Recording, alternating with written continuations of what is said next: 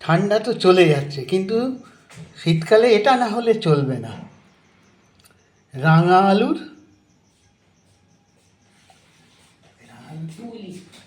রাঙা আলুর পুলি। প্রথমে রাঙা আলু এবং ওর সাথে কিছুটা আলু সিদ্ধ করে নেওয়া হয়েছে। আর একটা জায়গায় মুগের ডাল ভালো করে সিদ্ধ করে নিয়ে ওটাকে মেখে নেওয়া হচ্ছে।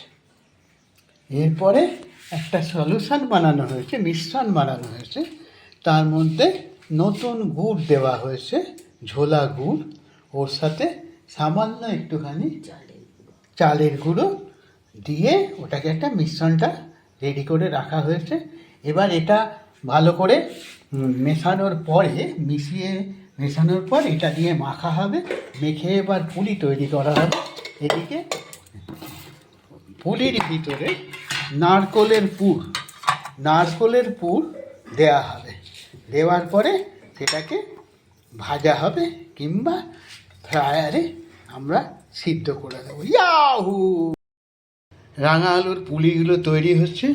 দেখুন, আস্তে করে একটা ভিতরে জায়গা করে নিয়ে এর ভিতরে নারকোলের পুর দেওয়া হচ্ছে।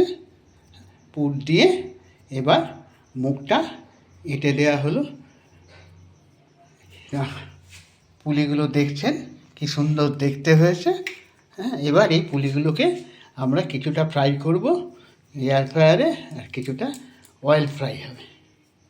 আলুর পুলিগুলো তৈরি করে এবার এয়ার ফ্রায়ারে ঢোকানো হচ্ছে।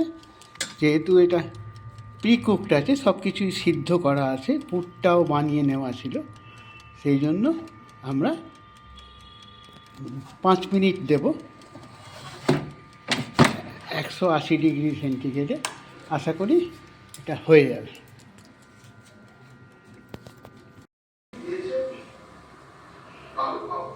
এয়ার ফ্রায়ারে ফ্রাই হয়ে গেছে।